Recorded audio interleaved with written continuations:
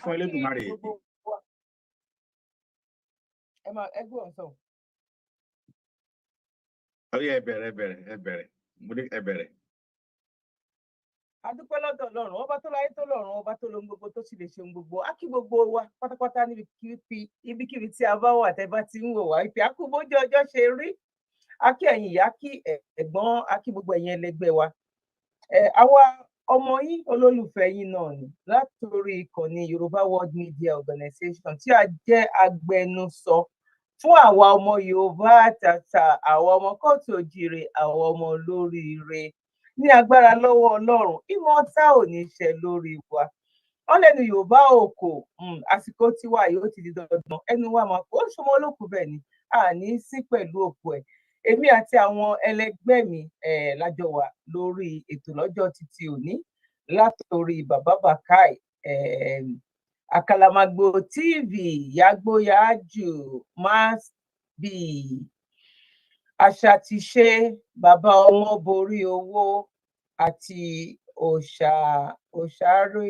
òṣàrímọ́lẹ̀ tàbí ó dàbí pé màmá Ọbásanjọ́ nìyẹn. Sáwọn náà ni. Okay, a kí gbogbo wa wípé a kú bójú ọjọ́ ṣe rí. Tó bá jẹ́ àwọn náà ni wọ́n máa bá wa sọ̀rọ̀ sókè tó bá ti tó àkókò. Mo rò wípé àgbàlejò ní lákòókò yìí àwa ara wa la wà nínú ilé. Bàbá mọ́ borí owó, ẹ bá wa kí gbogbo ilé. Ẹ jẹ́ kí n jù sí ọ̀dọ̀ yín. Ẹ ṣé gan ni. Ẹ ṣé, adúpẹ́, mo kí ẹ̀yin wa, kí n pé ẹ káàbọ̀ sórí ètò àfúntò ní Yorùbá. Wọ́n ní kókó báyìí, òun náà ni ègùn sùkú báyìí, òun náà ni ègùn àgbàdo. Kò sẹ́ni tí yóò tẹ́ tí ò ní tiro bẹ́ẹ̀ ni ń jẹ́ bẹ́ẹ̀. Olódùmarè ọba tó ṣẹ̀dá wa tó mọ̀ wá, ọba ńlá, ọba tó ju ẹnìkọ̀ọ̀kan wa lọ, ọba tó dá wa tó mọ̀ wá, a kí wa pé a tún kú ọjọ́ tòní. A kí ẹ̀yin mùsùlùmí, ẹ kú pọ̀pọ̀ sísìn àwẹ̀ oṣù lámúlánà tí í ṣe oṣù Ramadan, kí Olódùmarè kó dákun kó dábọ̀ kó jẹ́ kí gbogbo wa ká bá ìdùnnú oṣù ọ̀hún àti àrísìkí oṣù ọ̀hún kó jẹ́ kí a bá pàdé. Bẹ́ẹ̀ la kí gbogbo àwọn ẹlẹ́yìn kìrìsìtẹ́nì fún ti àwẹ̀ ilé náà tí ó ṣẹ̀ parí, kí Olódùmarè kó jẹ́ kí àdúrà gbogbo apáráta kó jẹ́ kó gbà nínú oṣù ilé tí ó kọjá lọ tí gbogbo wa tájọ ń gba àwẹ̀ tí ó yẹ kó bọ́ tukùn náà. Bẹ́ẹ̀ náà a fi àsìkò gbogbo ẹ̀yàn wa ní èèyàn wa nínú ìṣẹ̀ṣe gbogbo àtọ́ àsùrè ìwòrìwò fún Olódùmarè ọba tó dá wa tó mọ̀ wá, kò ní fi wá sílẹ̀, bẹ́ẹ̀ sì ni kò ní dà wá láàmú, kò ní fi wá ń pa, kò ní wàhálà wa láṣẹ Ọlọ́run. Àjọṣe wa kò ní ẹ̀yin wa bẹ́ẹ̀ ṣe ń wo ètò yìí, ẹ máa bá wa share ẹ máa tẹ like, ẹ máa tẹ love, torí pé ètò tòní gbàǹkọ̀gbè nǹkan tó kí sí ẹsẹ̀ ràgó, nǹkan kí ẹsẹ̀ ràgó, a rí wípé ìjọba ti bẹ̀rẹ̀ sí ní jẹ́ kí àwọn èèyàn orí àwọn wọ̀nyí gẹ́gẹ́ bí agbésùnmọ̀mí. Lónìí ẹ gbádùn wa dọ́ba nígbà tí a bá bẹ̀rẹ̀ ètò ọ̀hún ní pẹrẹwu. Ẹ̀yin sábà kan fìdílé, ẹ sì bá wa ṣe ètò ọ̀hún, ẹ jẹ́ kó kárí ilé, ẹ jẹ́ kó kárí oko ní orí Yorùbá World Media. Òun náà ni ẹ mọ̀ ti wò wá kétékété. Àwọn òkè sì rà tí kò bá ní ọmọnú. Àwọn ìròyìn tá a ṣe mú wá fún yín, àwọn ìròyìn tá a mọ̀ pé ó ṣe kókó, ó ṣe pàtàkì fún ọmọ Yorùbá láti mọ̀, ká lè mọ̀ bí tí nǹkan dé dúró. Dídá dúró wa, òun náà sì ni ó ṣe pàtàkì pé ìran Yorùbá gbọ́dọ̀ bọ́ kúrò lọ́wọ́ oko ẹrú ilé ìta wàyí, ká dá dúró, ká ní orílẹ̀ tiwa lọ́tọ̀. Òun náà nìkan ni ọ̀nà àbáyọ tó lè jẹ́ kí ilẹ̀ Yorùbá kẹ́yà tètè gun òkè àgbà. Ẹ ṣé ó pọ̀, jẹ́ kí n dá padà sọ̀rọ̀ Zabby. Olódùmarè yóò wà pẹ̀lú wa. Orúkọ tẹ́lẹ̀ kan ló yí padà, ọmọ borí owó, òun náà ni èmi ń jẹ́. Ẹ ṣé gan ni. Mọ torí nǹkan tí mo pè yín, torí mo mọ̀ pé àwọn Yorùbá tí mo ẹ̀ṣẹ̀ kọ́ yín yẹn òun lẹ máa lò, torí ẹ̀ lèmi ò ṣe lo àwọn Yorùbá gbàǹkangbì yẹn. Mo mọ̀ pé àwọn Yorùbá tí mo ẹ̀ṣẹ̀ fún yín, ẹ máa lè lọ lò nǹkan tí mo rí kí ẹnjíníà ṣe wà ń bẹ̀. Mo kí gbogbo wa lẹ́ẹ̀kan sí pàkó bójú ọjọ́ ṣe rí. Èmi ọmọ yín àbúrò yín olólùfẹ́ yín Dr. Zabby talk show ayé ọpẹ́ yọ. Ṣé yọ lọ́dọ̀ ti sí náà ní agbára lọ́wọ́ Ọlọ́run? Ayé ọpẹ́ a máa yọ fún wa ní níbikíbi tí ẹ bá ti ń gbọ́ wa. Ẹ̀yin tó bá jẹ́ nígbà àkọ́kọ́ tẹ́ ẹ ṣẹ̀ darapọ̀ mọ́ wa lórí ìkànnì, àwọn nǹkan oríṣiríṣi la máa ń gbé yẹ̀wò níbí. Pàtàkì jùlọ Yorùbá ni wá, Yorùbá ni ìran wa. Àwa dúró lórí wípé báwo la fẹ́ bọ́ nínú oko ẹrú. Tòró wà nínú àkọsílẹ̀ wípé wọ́n kó wa papọ̀ ní bí àwọn adìyẹ tó kó sínú àgò. Òun náà kó wa papọ̀. Ṣé mọ̀ pé támì bá wà lára ẹ̀ tó ní kálukú bá débẹ̀ ó máa mú tiẹ̀ ní bọ́rọ̀ náà ṣe jẹ́ nìyẹn. Àmì ìtàn tá fi dára wa mọ̀ wípé wọ́n kó wa papọ̀ yẹn, òun làwa fi ń gbé ẹnu sókè, tá fi ń pariwo wípé àló ti di dandan sẹ́ẹ̀. ó kì í jẹ́ ti bàbá àti tọmọ kó má làálàá. Nǹkan tí àwa ń gbé yẹ̀wò lórí ìkànnì yìí nìyẹn, tó lè jẹ́ wípé à ń fi ojú àwọn aṣebi wọn. Reason tó fi jẹ́ wípé a fẹ́ sọ wípé lótìtọ́ àti òdodo sí alálẹ́tọ̀ sí, àti pé àwọn reason kan wà wípé nǹkan yìí ò lè da ọ̀rọ̀ èpè kọ́, àṣẹ èpè bọ̀ kò lè dá ní. Wọ́n ní bàbá wa ló wà ńbẹ̀, lótìtọ́ àti òdodo ni àwọn wa náà gbà fún wọn, tó rẹ́jẹ̀ kan náà ló jọ wà lára wa tán bá trace ẹ̀ lọ, tán bá trace ẹ̀ bọ̀. According to the story wípé, according to history náà wípé Ifẹ̀ ni gbogbo wa láti jọ wá, you know. Tó bá wá jẹ́ bẹ́ẹ̀ ni wípé a wá láti Ifẹ̀ náà, it's not pé bóyá à ń takora wa nǹkan kan náà, but èyí tó pè wá jù, torí tí bàbá bá kúrò ń bẹ̀rẹ̀ tó bá lo 8 years gẹ́gẹ́ bá ṣe máa ń tẹnu mọ́, kán fi ibẹ̀ ṣe the most champagne tó jẹ́ pé òun ló wọ́n jù ní gbogbo àgbáyé, kán fi ṣe kéèkì tó jẹ́ wípé 1 piece of cake yẹn lásán gan bóyá trillion ló máa jẹ́. Tó bá kúrò ń bẹ̀ wọ́n máa bàjẹ́ ni. Nǹkan táwa dúró lé lórí nìyẹn wípé ó ti di dandan, bọ̀ ìgbà wo ló jẹ́ Ọlọ́run nìkan ló mọ̀, àsìkò wo ni Ọlọ́run nìkan ló mọ̀, bọ́ Ọlọ́run ò ní gbé wá bá ẹ nínú ilé. Ìwọ tó fẹ́ lọ sí airport ń sìn, tó di ẹrù, tó lọ gba passport, tó ò ra ticket, ó wá rò pé bóyá ọkàn máa dé ìlú òyìnbó, kódà kan kó jẹ́ Ghana ló lọ, no, ó máa ṣe preparation kan tó máa fi jẹ́ wípé at the end of the day ó ti mọ ibi tó lọ. Gbogbo ìgbésẹ̀ náà làwa náà ń gbé báyìí. Mo dẹ̀ wí pé lágbára lọ́wọ́ Ọlọ́run àní ṣe lásán. Ẹ̀yin tó bá jẹ́ nígbà àkọ́kọ́ ẹ bá wa subscribe, tó bá dẹ̀ jẹ́ pé ẹ̀yin tẹ́ ti jẹ́ ara wa náà ni, kí lẹ̀ ń wò tẹ́ bá wa subscribe, kẹ́ bá wa like, kẹ́ bá wa share ètò yìí. God bless you. Now engineer wa, ẹ jẹ́ ká sáré lọ sí ìpolówó kó tó di pa wọnú agbami ètò. God bless you.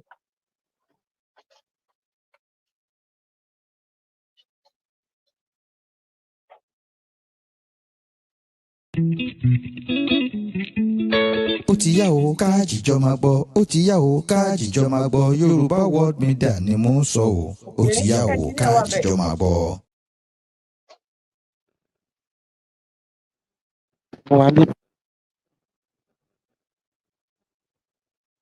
Ẹ bá wa lọ, ẹ jẹ́ ká lọ sí ìpolówó ká tó bọ́ sí orí ìjọba.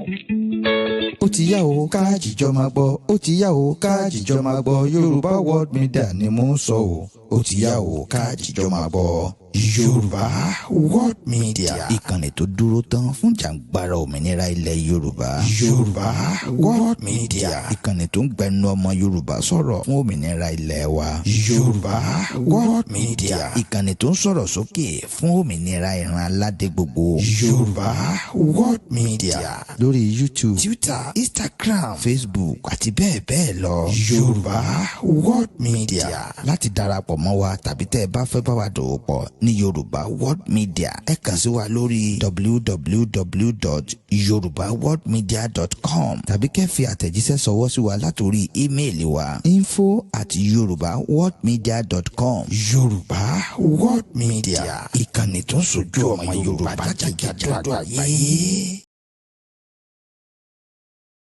Tá a bá sì ní lọ́ọ̀rì ọpẹ́ là ń dá gbogbo àwa Yorùbá Nation Youth website lábẹ́ àkóso olórí ọ̀dọ́ sí akínyín lọ́pọ̀lọpọ̀ ẹnjìníà wa. Now ẹ jẹ́ ká lọ sójú agbami. Nǹkan tá a fẹ́ gbéyẹ̀wò lọ́jọ́ títí òní ni òun ṣe wípé irọ́ tó ń pa fún wa. Irọ́ tó ń pa fún wa lọ́tún lósì àti níwájú àti ní ẹ̀yìn tó fi ń parọ́ fún yín wípé àwọn máa ń ṣe gudugudu méje yàrá mẹ́fà. Ẹ jẹ́ ká lọ wo àwọn fídíòs kan kí a lè jọ ṣe àgbéyẹ̀wò lórí ẹ̀. Ẹ ṣé gan ni ẹnjìníà, ẹ bá wa gbé síta kí bàbá ọmọ borí owó kan bá wa bẹ̀rẹ̀ láti sọ̀rọ̀ lé fídíò náà lé lórí. Ẹ ṣé gan ni.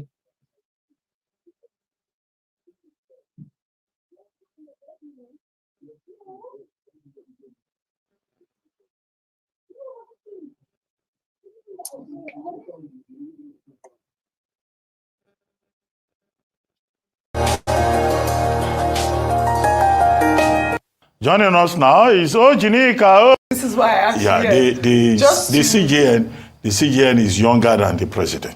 Oh, he is younger than the president. He's younger. So that was the he's younger yeah, than so, the president. So in Yoruba culture, it doesn't mean anything. Yeah. Even when people are 1 year older than you. Okay. After all, when we were in secondary school, they will tell you 365 days is not a joke. You know, so there's nothing about that. Right. But the more important thing is the president saying that bandits are terrorists. Right. People who instill fear, people who collect ransom, people who impose hardship on other people within the community, they deserve to be treated as terrorists. Yes. And there is a law to that effect, the Terrorism Prohibition and Prevention Act, which stipulates penalties. And the reason, I think the statement by the president is important, is that we have been in the same country where terrorists were being given Ashebi under the principle that they will be rehabilitated and reintegrated into society. In fact, I think at a point, government was even saying some of the repentance, so they said, bandits and terrorists will be integrated into the Nigerian army. So President Tinubu is signaling that he is not going in that direction. Yeah. A criminal is a criminal, and the law must take its course. I think on that score we agree with him. Absolutely. They are complete cowards. They are kidnapping children.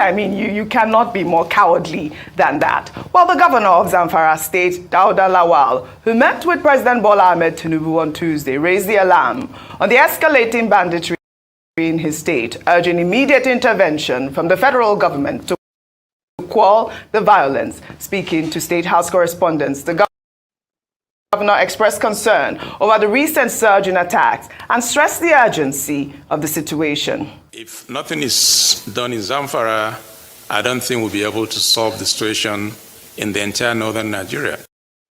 As you know, most of the guys or the girls or the people that were kidnapped ended up in Zamfara State, and that is not good for us. And therefore, we're doing everything to change the narratives. And that's one of the reasons why I'm here today, and I complained to Mr. President, and I have his assurance that something drastic will be done as quickly as possible to take care of the situation. Now, this is reassuring. We all know that Zamfara State is the hotbed for a hotspot for terrorists. Meanwhile, the Nigerian army has reportedly released more than 200 suspects who had been. Now, Mr. Moborio, ẹ bá gbóhùn sókè. Ẹ ṣé, mo wà pẹ̀lú yín, ẹ ṣé púpọ̀. Ẹ rí ẹ̀yin èèyàn wa, bí a bá fi àkọ́kọ́ kí n tó di pé mo bẹ̀rẹ̀ sí ní sọ̀rọ̀ yìí, kí àwọn tí wọ́n ń wò wá nílé tí wọ́n mọ̀ wá wípé n tá ń jà fún òun náà ni Yorùbá, kán mọ̀ wípé a sì dúró lórí Yorùbá nation tí à ń jà fún. Ṣùgbọ́n tá a bá rí ìjọba tó ń gbìyànjú àti ṣe dáadáa níwọ̀nba, dandan ni ká yìn, torí pé tó bá ṣe tí ò dáa, àwa náà lábọ́ta tá a sọ pé nǹkan báyìí ló ṣe. So tá a bá wá rélé tó tún ti ṣe tí ò dáa, dandan ni ká yìn wọ́n. Ìyẹn ò ní pé kí wọ́n ṣe tí ò dáa kí a má bọ́ta ká má yàkàyàkà wọn. Látàrí ìdí èyí, èdè tí Tinubu ṣe yìí ó rí ṣe, torí pé ohun tá à ń fẹ́ òun náà ni kí wọ́n pe àwọn wọ̀nyí, kí wọ́n pè wọ́n lórúkọ tí wọ́n ń jẹ́. Because tẹ́ bá ti name wọn as terrorists, yóò fún àwọn ìjọba yìí láàyè, yóò fún everybody láàyè pé àwọn wọn yóò apànìyàn ni wọ́n, terrorists ni wọ́n. Yóò wá fún gbogbo àwọn gọ́fúnà kọ̀ọ̀kan ní agbára àti okun láti lè ṣe iṣẹ́ wọn bí iṣẹ́. Because tí ẹ bá name wọn pé terrorists ni wọ́n, tẹ́ ẹ sọ fún wọn pé terrorists ni wọ́n, ọ̀nà wo gangan ni a fẹ́ gbà tá a fẹ́ fi rí pé a bring wọn down, a gbé wọn wálẹ̀, a jẹ́ kí wọ́n rí wípé terrorists ni àwọn wọ̀nyí. Ṣùgbọ́n níwọ̀n ìgbà tí ìjọba ti jẹ́ kí a mọ̀ sí wípé àwọn tẹ́ ń wò iṣẹ́ terrorists ni wọ́n, apààyàn, ẹ lè mú as terrorists. Ó dẹ̀ sọ̀rọ̀ yìí, the Chief Justice of Nigeria, òun náà dẹ̀ wà ń bẹ̀ nígbà tí Tinubu tó sọ̀rọ̀ pé terrorists ni àwọn wọ̀nyí, tó dẹ̀ ní mú as terrorists pé ní kò sí tá pè wọ́n, terrorists ni wọ́n. Àwọn tí wọ́n lè lọ kidnap àwọn student, irú kí ni wọ́n bá débẹ̀? Bẹ́ẹ̀ ni wọ́n ń pa lọ́tún, ni wọ́n ń pa lósì, bẹ́ẹ̀ ni wọ́n ń dẹ̀ ẹ̀mí àwọn ènìyàn légbodò. Wọ́n wá ń pera wọn wípé àwọn jẹ́ nǹkan, dájúdájú apànìyàn pọ́nbélé òun náà ni wọ́n. Eléyìí sì ní ọ̀nà àbáyọ tí ìjọba kọ́kọ́ tá a lè fi sọ pé ìjọba yìí ó ṣe ohun tó dáa. Bó tilẹ̀ pé ọ̀pọ̀lọpọ̀ àwọn Fúlàní ẹgbẹ́ wọn ni wọn yóò rí tí Tinubu sọ yìí gẹ́gẹ́ bí àtakò àti wípé náà Tinubu ti gbé ìgbésẹ̀ tó dáa láti sọ wípé kò sórúkọ méjì tí wọ́n mọ̀ jẹ́ terrorist ni wọ́n. Eléyìí yóò lè wá fún ìjọba láàyè láti rí pé wọ́n dojú ìjà kọ wọn. Ṣùgbọ́n kinní kan tó ń kọ mí lóminú bẹ̀ ni pé ọ̀pọ̀lọpọ̀ àwọn wọ̀nyí tí wọ́n sọ wípé wọ́n múyàn yìí, ó wá di mélòó tí wọ́n ti arrest, ó di mélòó tí wọ́n ti prosecute nínú wọn, ó di mélòó tí wọ́n ti ilé ẹjọ́ sọ pé ẹ dájọ́ ẹ̀wọ̀n fún, ẹ dájọ́ gbére fún pààyàn. Àti rí kankan. Ibi tá a sì dúró de Tinubu sí leléyìí, ó yẹ ká ti máa rí wọn kí ilé ẹjọ́ ti máa fáyà wọn, kí ẹlòmíì kí wọ́n ti dájọ́ kú fẹ́lòmíì. Gbà yẹn látọ̀ mọ̀ wípé n tí ẹ pè wọ́n lóòótọ́ pé terrorist ni wọ́n, ohun tí wọ́n ń jẹ́ nìyẹn. Then nígbà tí ẹnìkan tún wá sọ̀rọ̀, ìyẹn president àná tó náà ní pé kí Tinubu tó lè léèmọ̀ àwọn kan ní terrorist o, ṣé ó ti provide job fún wọn? Ó mà ṣe fún àbáwọ̀ Ọbásanjọ́. Lóòótọ́ ṣé àwọn tán fẹ́ fún níṣẹ́ yìí ṣé ọmọ Nàìjíríà ni wọ́n ni? Wọn kì í sọ ọmọ Nàìjíríà, ọmọ Nìjẹ̀ ni wọ́n, ọ̀nà wọn jìn fèrè sí Nàìjíríà. So ohun tó yẹ kí Tinubu pé ó yẹ kí Tinubu fún wọn ní ultimatum pé kí ó kálukú wọn padà síbi tí wọ́n ti wá, kí wọ́n padà sí ilẹ̀ bàbá wọn, pé ilẹ̀ Nàìjíríà o kì í ṣe ilẹ̀ Fúlàní, ilẹ̀ Haúsá lè jẹ́lẹ̀ Fúlàní o, ṣùgbọ́n ilẹ̀ Yorùbá kì í ṣe ilẹ̀ Fúlàní. Now tí wọ́n bá ti name as terrorist nísìnyí, gbogbo kíbi táwọn èèyàn bá ti ń rí wọn sìn báyìí terrorist ni wọ́n. Àwọn èèyàn dẹ̀ fi ọkàlùkọ́ wá ní àṣẹ láti lè fèsì wọn dojúdojú. Ṣùgbọ́n ká rí kí ìjọba yìí bí wọ́n ṣe sọ yìí, ká dẹ̀ rí kí wọ́n máa ẹni tán bá mú lóṣogbo kí wọ́n dájú ẹ̀ lóṣogbo náà ń bẹ̀. Ṣé lè tí wọ́n á mú lóṣogbo tá sọ wípé tọ́ da o, ẹ máa gbé wá bọ̀, ẹ máa gbé bọ̀ l'Ábùjá. And then àwọn àgbẹ̀ lásìkò sìn wọ́n á lè fi ẹ̀dọ̀ lérò láti lè padà sóko, torí pé kò sí ibikíbi tó bá ti rí wọ́n sìn yìí, ẹ láti máa arrest wọn ni, torí pé terrorist ni wọ́n. Tí wọ́n bá kí n ṣe terrorist, báwo ni Fúlàní tó ń da màálù ó ṣe máa gbé AK-47? Báwo ni Fúlàní tó ń da màálù yóò ṣe máa gbé AK-47? Kí ló ń fi AK-47 kí ló ń fi ṣe? Kí ni tó ń lò ó fún? So látàrí ìdí èyí, ìjọba àná tó kúrò ń bẹ̀, òun ló ti fún wọn nífẹ̀ẹ́ tó power, òun ló ti fún wọn ní agbára tí wọ́n ń lò yìí. Ṣùgbọ́n ìjọba òní òun sọ pé báyìí òun náà ni èmi ò ṣe nǹkan tẹ́lẹ̀ pé ọ̀nà tó ń kálukú wọn gbà ṣèjọba sìn ọ̀nà ọ̀tọ̀ọ̀tọ̀ ni. Eléyìí nìkan ni ọ̀nà tó sì lè ràn wá lọ́wọ́ láti kápá, láti ṣẹ́gun, láti borí àwọn Fúlàní. Eléyìí yóò sì lè fún àwọn gómìnà wa nílẹ̀ Yorùbá náà ní agbára, láǹfààní láti lè ṣe iṣẹ́ tó yẹ kí wọ́n ṣe gẹ́gẹ́ bí gómìnà, láti lè mọ̀ wípé àwọn wọ̀nyí terrorist ni wọ́n ó sì lè lo agbára wọn lé wọn lórí. Eléyìí náà yóò sì lè jẹ́ kí àwọn ará ìlú náà mọ̀ wípé àwọn tíjọba ti lè mọ̀ pé terrorist yìí o, a gbọ́dọ̀ rí pé níbikíbi tí wọ́n bá wà, a gbọ́dọ̀ rí pé ààbò tó péye wà ń bẹ̀. Àwọn nǹkan tó rọ̀ mọ́ ọ̀rọ̀ yìí yóò pọ̀ gan débi pé aráàlú ní ọ̀pọ̀lọpọ̀ iṣẹ́ láti ṣe. Aráàlú gbọ́dọ̀ wà vigilant lásìkò sí yìí, kì í ṣe pé wọ́n máa sọ pé àmọ̀rí Fúlàní nìkan o ní Ṣómólú o, wá gbà wá, kò rí bẹ́ẹ̀ mọ́. Tẹ́ ẹ bá ti rí wọ́n sìn bọ́mbà tó bọ́mbà gidi ni, tí ì ṣe é kéré. Gbogbo ohun tẹ́ ẹ bá ní ní kẹ́ ẹ kó bò wọ́n. Òun ayé sọ wípé ẹ̀yin náà ẹ lọ dira, pásítọ̀ gan sọ fún yín pé ẹ lọ dira, ó wà nù Bẹ́ẹ̀bù wípé àníṣe àwọn tó tẹ̀lé ọmọdé àwọn gán sẹ́gbà ń tẹ̀, ẹ̀yin gẹ́ lọ dira. Akíyàn kan wọ̀nyí kì í ṣe ìkàlẹ̀ ẹ̀ẹ́dì ṣe. Ẹ fi dáàbò bo ara yìí torí pé Nàìjíríà ò safe ń sìn. Bẹ́ẹ̀ oníkálukú kódà ìmí tẹ́ bá rí inú wọn tó bá fi dágà sẹ́gbẹ̀ẹ́, ẹ ti ya pé ọlọ́pàá ìgbà ayé àtijọ́ ni wọ́n ń ṣe bẹ́ẹ̀, ayé ìsìn kò sí mọ́. Báwo lè yóò ṣe máa ní gbòòrò tí ó mú dágà tí ó fi sẹ́gbẹ̀ẹ́? Ẹgbà kan la máa ń rí because wọ́n ní weapon lọ́wọ́ láti fi jà, ẹni tán pè ní weapon nìyẹn, ó wà lára wọn. Àwọn nǹkan wọ̀nyí ló yẹ ká mójútó nílẹ̀ Yorùbá. Kí èdè àìyedè kó wọ́n ti wáyé ni wọ́n ti fa dágà yọ, wọ́n ti gún yẹn, wọ́n ti sá lọ. Ọ̀nà wo ni wọ́n gbà sá lọ? Báwo ni wọ́n ṣe ń sá lọ? Níbi tó yẹ bá wà la ní ilẹ̀ wa ní orílẹ̀ ilẹ̀ wa ní ìlú wa ní, ṣé àjòjì a máa mọlẹ̀ tẹ̀jọ́ múlẹ̀ lọ ni? Àjòjì tó bá ti mọ kọ́nàkọ́nà ìlú, ajẹ́dájú ó ní ọwọ́ mú lé nìyẹn. So a gbọ́dọ̀ múra lásìkò sí tí Tinubu sọ pé àdá àwọn wọ̀nyí iṣẹ́ terrorist ni wọ́n, apààyàn ni wọ́n, iṣẹ́ wa bù sọ́wọ́ àwọn ọmọ Yorùbá. Àáyá ti bẹ́ẹ̀lẹ̀ ò bẹ́ẹ̀rẹ́ láti rí wípé a jẹ́ kí wọ́n ó pa wá mọ́. Àsìkò sí àgbọ̀dọ̀ wá pé wọ́n dáná Nàìjíríà mọ́, àgbọ̀dọ̀ nílẹ̀ Yorùbá mọ́. Ó yẹ ká mójútó àwọn tó bá jẹ́ nǹkan ẹni wa ní báyìí. Ká sì rí pé a mójútó gidi gan ni. Ká sì rí pé mójútó rèé, á jẹ́ kí àwọn agbófinró náà mọ̀ nípa ẹ̀.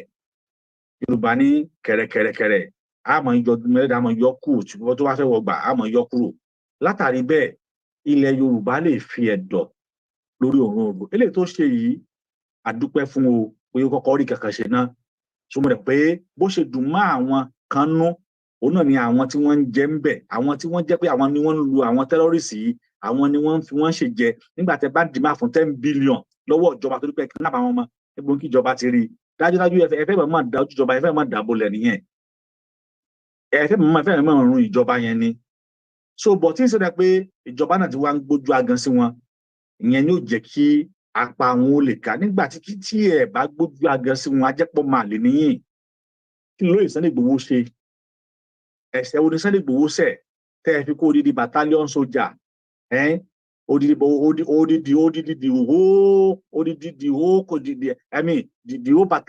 battalion soldier ní odidi camp kan lódidi state kan òun lẹ kó wá sílé ẹ ẹni tí ó pààyàn tí ò jalè tí ò kidnap tí ò béèrè fún ransom ju pé ó ń polongo Yorùbá nation fún àwọn ọmọ ẹ lọ ẹdẹ kó odidi battalion títí kára hammer tank ẹdẹ kó wá sínú ilé yẹn kan ṣoṣo the same thing náà lẹ ṣe lọ́dún nílé Nnamdi Kanu náà òun náà ń pariwo ó ń pariwo pé àníṣe àwọn èèyàn wọn ẹ̀gbọ́n lọ́pọ̀ wá mọ́ ẹ kó odidi battalion sójà tó wà ní Port Harcourt ní Lógbókoro ẹ kó odidi battalion tó wà nínú káàpù yẹn bó ṣe pọ̀ tó yẹn káàpù tó yẹ pé ó gùn débi ẹ kó gbogbo wọn pátá ẹ kó wọn sínú àwọn tàn ẹ kó wọn lọ lé ẹ. náà àwọn Fúlàní ni wọ́n ti wá ní ìmọ̀ọ́sìn àwa wo ń tẹ́ wá ṣe because tó bá wá kọ̀ tẹ́ ẹ̀ bá wá ṣe káyé pé tọ̀ kí gbogbo Nàìjíríà mọ̀ pé tẹ́ bá ti rí ẹni sójà nílẹ̀ Yorùbá ẹ ti mọ̀ pé terrorist ni o tẹ́ ẹ bá rí sójà kan torí géèmù tí wọ́n ń lò òun ni pé kí wọ́n dá wàhálà lẹ́lẹ́ Yorùbá àwa ni wọ́n ń kó àwọn sójà bọ̀ kó wá báyìí àwọn sójà tí Buhari àwọn Fúlàní tí Buhari ti kó sínú army àwọn ni wọ́n wá kó wá sílẹ̀ Yorùbá ẹ máa wo status burúkú tí wọ́n ń lò ẹ wo baba ńlá géèmù burúkú géèmù tó baba ńlá perfect géèmù láyé tó láyé ò sí wọ́n dẹ̀ ṣe bẹ́ẹ̀ nílẹ̀ Yíbò náà wọ́n á ní wọ́n ń jà àwọn ní òkè àwọn sójà ló lè parí ẹ̀ o wọn à ní kọ́lọ́pàá lọ o wọ́n á kó àwọn sójà tí wọ́n dẹ̀ kó lọ àwọn Boko Haram tí wọ́n ti pẹ́nu gbó tán ti pààyàn rí àwọn ni wọ́n á kó àwọn ni wọ́n wá pẹ̀tù sáwọ̀ whereas wọ́n wá pẹ̀tù sáwọ̀ o wọ́n wá dúró síbẹ̀ ìgbà tí wọ́n gbọ́ whistle blow ni o ọwọ́ tó má gbọ́ báyìí wọ́n á bẹ̀rẹ̀ sí ní fáyà yín ni ọ̀kọ́kọ́ débẹ̀ kọ́kọ́ fáyà gbogbo yín lọ ná ẹ wà ní army ló tó yìnbọn yìí so ẹ ti gbà pé army tẹ bá rí nílẹ̀ Yorùbá lọ́wọ́lọ́wọ́ báyìí tẹ bá rí ẹ má gbára lé o ẹ má sọ pé bí akó ti wọ aṣọ Nàìjíríà army ẹ wá believe ẹ o Fúlàní nínú Nàìjíríà níta ni o Fúlàní nínú Nàìjíríà níta ìtumọ̀ ẹni pé Fúlàní gẹ́gẹ́ ni ṣùgbọ́n aṣọ tó wọ̀ gẹ́gẹ́ ó ní Nàìjíríà o Fúlàní nínú Nàìjíríà níta ni lédè tó túmọ̀ sí wípé Fúlàní inú ẹ̀dẹ̀ Yorùbá sọ pé wọ́n lórúkọ tá à ń sọ ọmọ ẹni inú ẹnu ní ń gbé which is pé ó donú ó jìn ju tìta lọ o aṣọ lásán lẹ̀ rí ń ta tó jẹ́ ti Nàìjíríà ṣùgbọ́n orúkọ tí wọ́n ní kó sọ ọmọ ẹ̀ nígbà tó bá délẹ̀ Yorùbá inú ẹ̀ ló wà o ó donú ẹ̀ ló wà o kò dẹ̀ tí bó ṣe fẹ́ ṣe inú ni action ti máa ń bẹ̀rẹ̀ kọ́wọ́ tó wá rí heart ẹ kọ́kọ́ rò ó láti inú wá that is how the philosophy of life is. You will think of it, you will digest it. After that, then your mind will not come to reality. I want to say action. But what you call ibi tí mo ń lọ ẹ̀ máa lọ jẹ wọ́n run ni. Damburu badanga sabane. Tún bàbá tó bá tẹ́ ọmọ yóò wọ́n kọrin rọ pé a lọ pa ẹ́ lónìí. Látàrí ìdí èyí, tẹ́ ẹ bá ti rí ẹni sójà kankan lẹ̀ Yorùbá báyìí, ẹ fura sí tẹ́ ẹ bá ti rí kí ẹ rúkọ Yorùbá lára ẹ̀. Àti tẹ́ bá sì orúkọ Yíbò ó sì fi ọmọ ọmọ tẹ́ bá ti ń gbọ́ Danladi Usman ẹ yẹra o ẹ sá níbi tí wọ́n bá wà ẹ má kàn tí ẹ dúró bẹ́ẹ̀ rárá àtọ̀ ẹ sá níbi tí wọ́n bá wà torí àwọn Boko Haram tí Buhari kó wọnú sójà àwọn nìyẹn o bẹ́ẹ̀ sì náà ni wọ́n pọ̀ nínú gbogbo àwọn military yẹn pápátá ni wọ́n ti pọ̀ sí jù báyìí sìn kò dẹ̀ sí bí agbára ìjọba ṣe fẹ́ káwọn pé kó flush wọn out no you can never flush them out because wọ́n ti wà ń bẹ̀ náà àwọn náà tún wá bẹ̀rẹ̀ sí ní grow wọ́n tún wá bẹ̀rẹ̀ sí ní grow tó bá tún wá wọn náà fẹ́ gba wọn náà fẹ́ jẹ president olófin jẹ́ pé kò sí bá a ṣe fẹ́ ṣe àyàfi tá a bá túká tá a bá sì dúró sí wọn Nàìjíríà ìyà tó máa jẹ wá wọn Nàìjíríà yẹn kódà àrọmọdọ́mọ wa yóò jẹ́ ń bẹ̀ so ńlá ṣe ń pètò lórí tẹlẹ́mù yín no matter what Tinubu is doing now is just temporary not permanent. Then one padà so Yoruba nation saying, no matter the effort that Tinubu is putting now, is just temporary, not permanent. It can only be temporary for 8 years. That is maximum of 8 years. Then after that 8 years, another person can be in that seat and change his own narrative. Ẹlòmíì àtún wá síbẹ̀ á change the own narrative. That is why téèyàn kan bá jẹ́ president tó bá ti gorí àlẹ́ tó wà lórí oyè ó lè ṣe tó bá wù ó lè yọ ọmọ ẹgbẹ́ dànù ó lè yọ anybody tó ẹni pé Tinubu ó ń sàkà àwọn èèyàn because tẹ́nu ẹ̀ ló ń lò but one tó bá ti lo 8 years ẹ̀ tán báyìí ó ti tán o kò sí nǹkan mọ́ kò sí 16 years then gbogbo tó ti wá ṣe ní ti dáadáa for that part 8 years ẹni mi àdé wọlé wáyé fúnra ló wọlé á kàn ní pé á kàn ní òun lọ ní báyìí gbogbo ẹni ló bá tún tán àbá tún bẹ̀rẹ̀ wàhálà. Now ó kó àwọn pààtì kan nínú àwọn irin nínú àwọn pààtì ìjọba ó dá padà sékòó ebi èkó ni wọ́n wà tẹ́lẹ̀tẹ́lẹ̀ kò sí navy ní Kaduna torí pé wọn ò ní omi látayébáyé ibi tí omi bá wà ní navy headquarter máa ń wà wọ́n dẹ̀ gbé navy headquarter láti Lagos state wọ́n dẹ̀ gbé lọ sí Kaduna níbi tí ò ti sómi Tinubu débẹ̀ ẹ̀sìn ó náà tún dá padà ó dá central bank ó dá padà then àwọn kan náà nígbà tó bá tún dọ̀ àwọn yẹn pé no ẹ̀ tún dá padà because àwọn Hausa yìí náà tún máa dín jàrá pé àní ibi ni wọ́n ti ibi ni ẹ̀jẹ̀ kan dá padà látara bẹ́ẹ̀ kò sí tó ń jẹ́ wọ̀n torí pé kò sí continuity nínú ìjọba tí wọ́n ń ṣe do your own then I come there I destroy it I do my own somebody come there to destroy it he do his own that's àti pé ẹ ṣe máa fi ìjọba kan ẹ máa fi yin ìjọba ni bí bó ṣe jẹ́ pé Tinubu ló wọ́ sínsìn tó bá kúrò bẹ́ẹ̀ lórí tẹ́lẹ̀ bá tún débẹ̀ ẹ tún fi Tinubu ẹ tún máa fi yin ìjọba ẹni yẹn ni torí pé that is how Nigeria was created. And Nigeria was not created for successful for benefit of citizens. It was created for the benefit of colonies.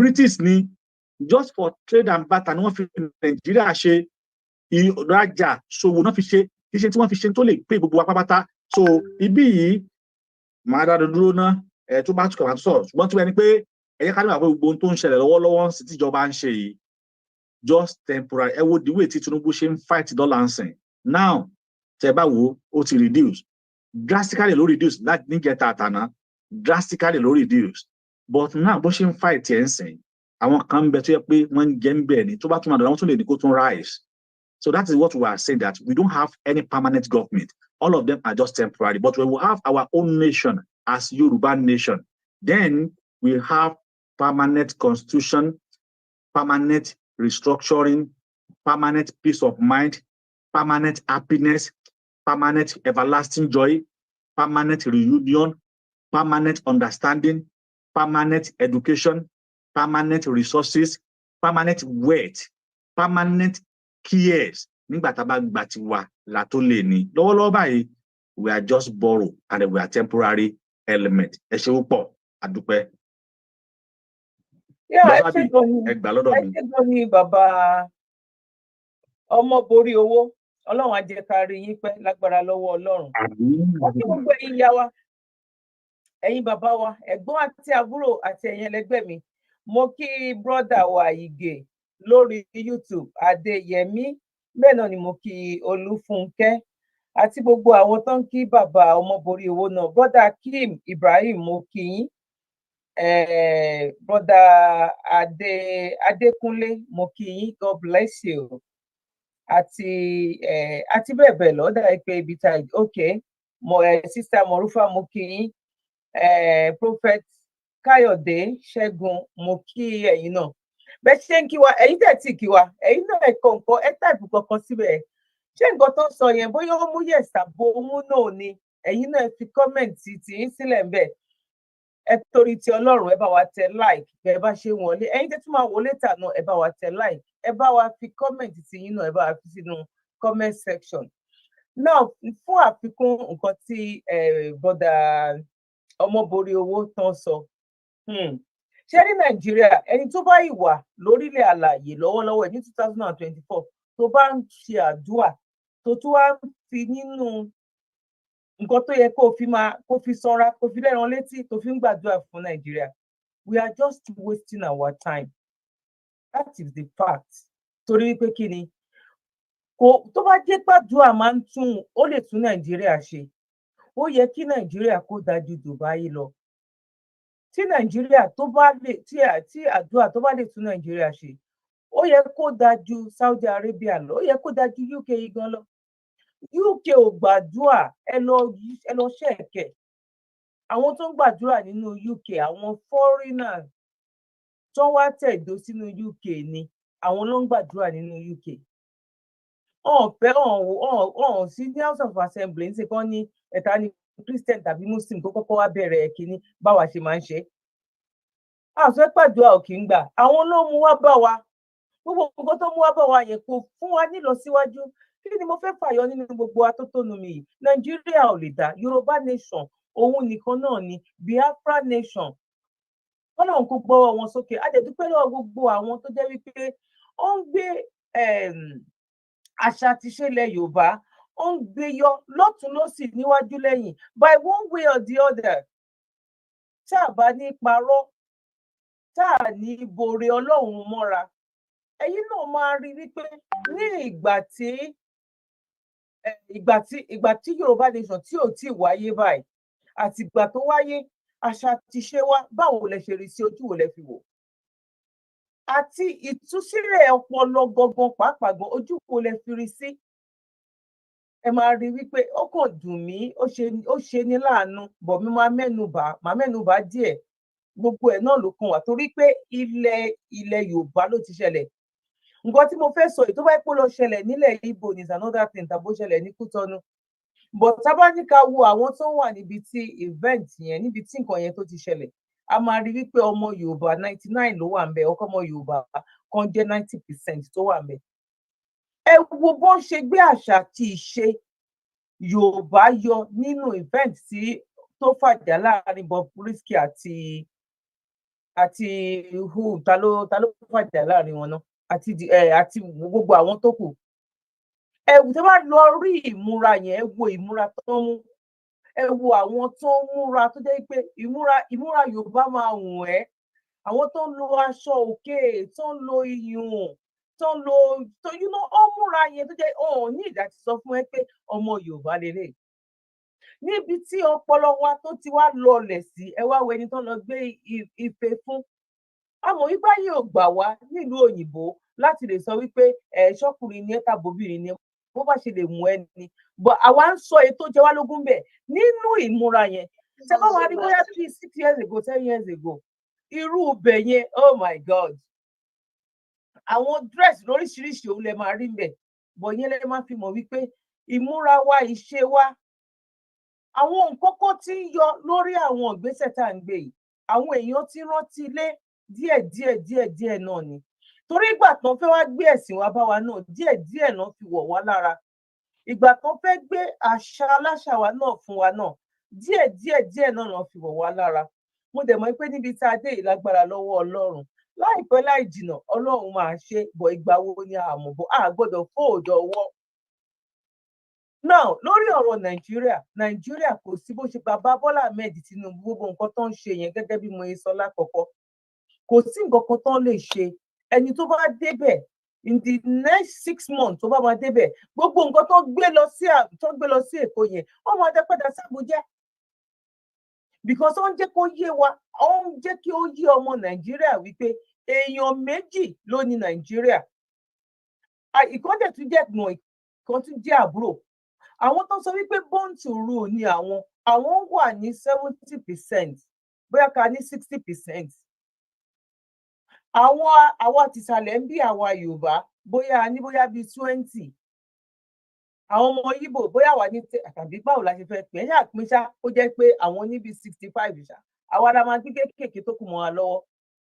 Ibi tí mo wá lọ́bẹ̀ ni wípé kò sí nínú àkọọ́lẹ̀ wípé ọmọ Ìgbò máa lọ ọbẹ̀.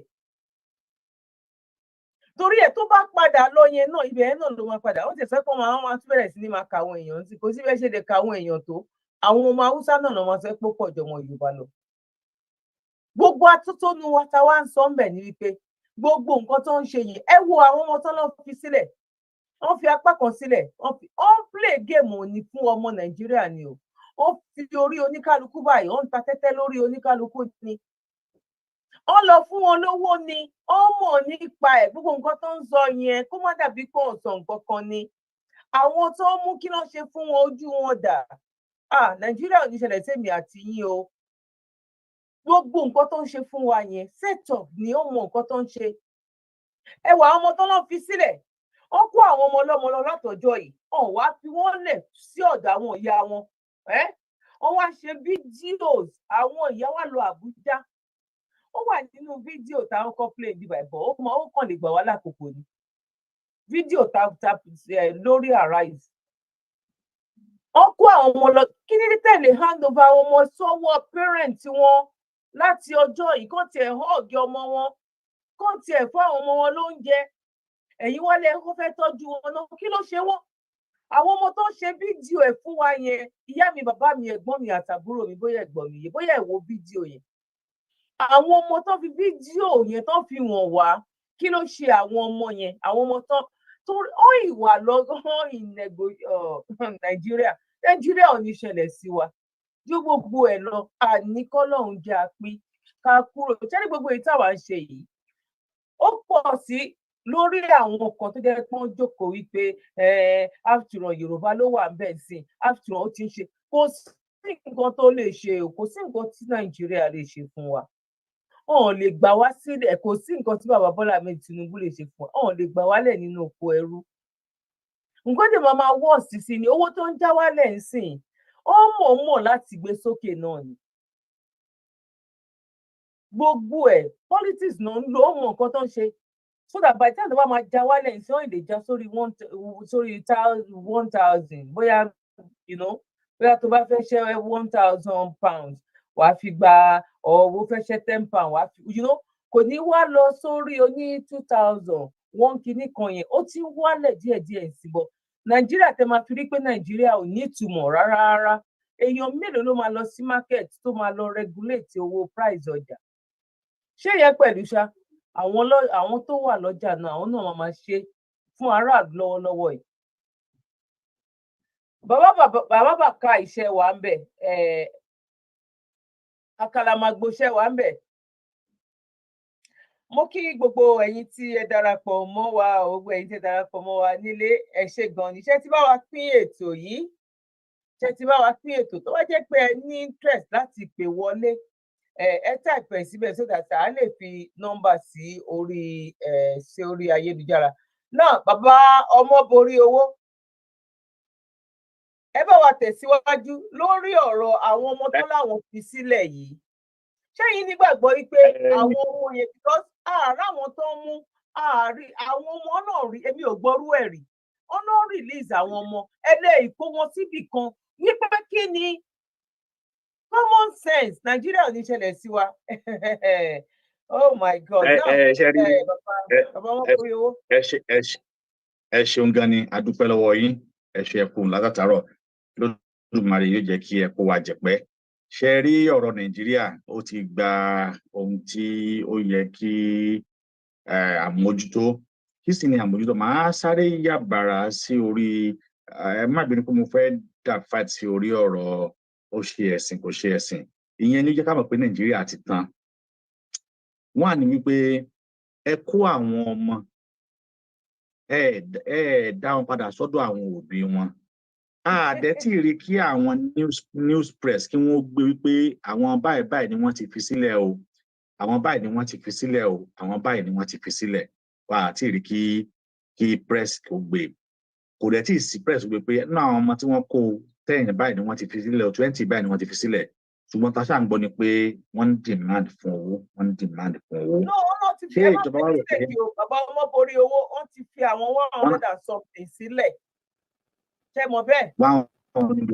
100 news tó ló ti gbé. Ó ti ya news ti gbé a jẹ́ pé ẹ̀kọ́ ó ti fi wọ́n sílẹ̀ òun là ń sọ ń sìn wípé àwọn yẹn gógó ni ó wà lọ́wọ́ àwọn ìjọba tó sọ wípé àwọn ti gbà wọ́n. ní sùúrù nígbà tẹ́ sọ pé ẹ fi wọ́n sílẹ̀ sáwọn òbí wọn ti lọ gbà wọ́n sáwọn wọ́n ti lọ sọ́dọ̀ àwọn òbí wọn. Wọ́n ló ń tọ́jú wọn lọ́wọ́. Wọ́n ló ń tọ́jú wọn lọ́wọ́. ẹ jẹ́ mú mi. Àwọn ìjọba ló ń fẹ́ àwọn àwọn tọ́jú wọn ó dà bẹ́ẹ̀ ó dà bẹ́ẹ̀ àpẹẹrẹ pé ìjọba show concern. Láíláí nìyẹn. Ẹ jẹ́ ká pè bẹ́ẹ̀ ẹ jẹ́ ká pè bẹ́ẹ̀, ẹ jẹ́ ká sọ bẹ́ẹ̀ pé wọ́n ti fi wọ́n lẹ̀. Àpẹẹrẹ pé ìjọba show concern sí àwọn ọmọ tí wọ́n mú òun náà nìyẹn. That is very fantastic and fine and fantabulous pé ìjọba gbìyànjú àti ìdíwọ́. But ìbéèrè tèmi ò ju wípé ṣé bá ṣe máa is it continuation of our life that until our students could not be able to go back to school again, until our children could not be able to walk free again, until our children will have a fear of having a modern education by kidnapping here and there. Ibi tó yẹ ká rò ní pé ìjọba ò ṣe bí fọ̀kan fún ará ìlú láti sọ pé bóyá pé ẹ lọ negotiate pẹ̀lú àwọn Boko Haram. The Gumi is there who said ìjọba should hire him to be an intermediate between the kidnapper and government. Should be questioned. Why? How do you know this? How do you know these people? What are the relationship between the government that you will be the one to be negotiate between the terrorists and government? What is your position in government? Now, Gumi should be answered a very big question. They should be questioning him. They should be questioning his own words. There should be a thorough investigation about his own words, about his house, his car, his everything, about his account. That is what we want government to do. And then after that, ṣùgbọ́n ìjọba ò ní fẹ́ ṣe bẹ́ẹ̀ torí pé tó bá ṣe bẹ́ẹ̀ yóò padà wá tábà náà. Because tó bá jẹ́ pé mi níjọba, ṣẹ́rí ìkànnì àti pé ìjọba gbọ́dọ̀ pinnu àti ṣe. Tó bá máa fọ́jú kó fọ́jú, ó ti débẹ̀ náà.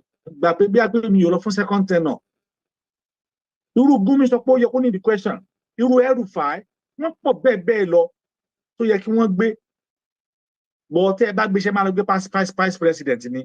Because autonomy power wà lára ẹ̀.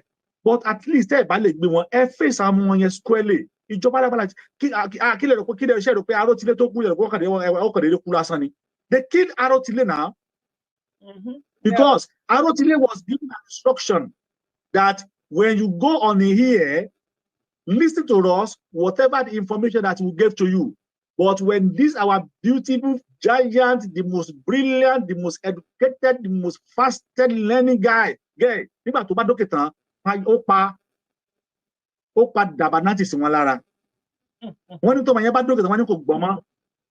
Wọ́n ní kò máa gbé pé wọ́n ní kò máa sọ pé over control is over, everything action is everything is language wọn mi ò mọ̀. Ṣùgbọ́n wọ́n ní tó máa sọ ní pé yes control is wọ́n ló pa ṣe gèsè Boko Haram yẹn lára. Wọ́n ní tó bá tún délẹ̀ wọ́n tún bílẹ̀ pé wọ́n á tún máa sọ pé who give you that instruction? Wọ́n á tún máa sọ pé who give you the instruction to kill? Wọ́n á tún máa sọ fún mi pé who give you instruction to kill? We give an instruction to chase them away, not to shoot aside. But nígbà tó máa yí ògbọ́ òun náà létí kúkú tí ògbọ́ kí ló ṣẹlẹ̀? Wọ́n eliminate ẹ̀ kúrò. Ṣé irú ìjọba bẹ́yẹn là ń wá ni? That's why I sọ pé Fúlàní àwa àti wọn, we are not compatible. It's a marriage that can never last. Even though Loluga said it, only a marriage between the poor husband and a wife and a rich wife, which is out. Only I don't think this marriage will last. There is a lot of history that will tell us that this marriage cannot work. We are just forcing ourselves, and our elite is trying to force us on a marriage that cannot work. Not because they have our interest at hand. It's because they are fighting for their own pocket. That is why they still want us to jump together. What are we restructure? Are we restructure on a fake document? Are we restructure on a 1999 constitution that was written by the military? Níbo láti jọ jókòó, bó láti sọ. Níbo lèmi àti yín ti sọ. The constitution that have almost 88 chapters of exclusive. Bó láti sọ. Those are the things that we all need to know about it. Àwọn kan wọn mi ò mọ̀, báwo la ṣe fẹ́ lọ, kò yẹ kẹ́ lọ. We have to go. Because mo tún sọ kí ni sọ, ṣe máa pè sí lórí kọ́kọ́rọ́ látẹ lórí orí Yomi Amsat, ọ̀pọ̀lọpọ̀ DNA ni wọ́n ti ń ṣe. Ṣùgbọ́n gbogbo wa wọ́n ti ṣe DNA wa o, ọmọ àlè ní gbogbo wa o, ọmọ àlè bastard burúkú ni wa. Tẹ́yìn bá pè mí ní bastard kò lè dùn mí, lórí mọ̀ gbóni mi lọ́wọ́ pé bastard ni mí tẹ́lẹ̀. Bastard ni wa, ó yẹ ká ti ṣe DNA wa o, wọn àti ṣe DNA wa ni àti ẹ̀ tí mọ̀ bastard ni wa no, because why tẹ́yìn kan máa wá láti British tó máa wá bí èmi àti ẹ̀. Èyàn obìnrin ló sọ èmi àti lórúkọ ló sọ wá Nàìjíríà tá ń jẹ́ lónìí. I'm in Nigeria. Do you know what is the meaning of that Nigeria? Do you ever know the meaning of that Nigeria? And then you call yourself Nigeria. You call yourself Nigeria. Do you ever know the meaning of that Nigeria? You're a bastard when you call yourself a Nigerian. Because a woman from another tribe and a British woman, he came to just name us, and you are saying I'm in Nigeria, you are proud of it. That's what I say. Siwawu. Yoruba sọ pé ilé tó bá ń tòrò ọmọ àlebẹ ni o ti dàgbà. We are not àti dàgbà nsìn gbogbo wa ti dọmọ àlè àdẹ ti dàgbà. Ìbáwo Nàìjíríà ṣe fẹ́ tòrò? Kò lè tòrò náà. Because ọmọ àlè irú èdè sí Nàìjíríà ò lè tòrò, ọmọ àlè ni mí Nàìjíríà ò lè tòrò. How do you call myself Nigeria? A British person wá bí mi, British journalist. Ó dẹ̀ sọ mí lórúkọ ní mo dẹ̀ tún wá ń jẹ́ Nàìjíríà. I'm a purely Yoruba. Mi ò kì í ṣe Nàìjíríà, ọmọ Yorùbá ni mí. But when you start to say that is why lónìí let's say all the country lónìí they are useless that Nigerian. Now, ẹ wọ́n sìn Saudi Arabia wọ́n block visa wọn, àwọn tó fẹ́ lọ sí múra wọn jẹ́ kí wọ́n lọ. Ṣé báwọn kan sọ pé Mùsùlùmí làwọn ni? Pé I came from Saudi Arabia. Ó yá tó bá bí yàrá yẹ̀dá kọrí sí Saudi nsìn. Ó ní ó fẹ́ lọ Saudi báyìí.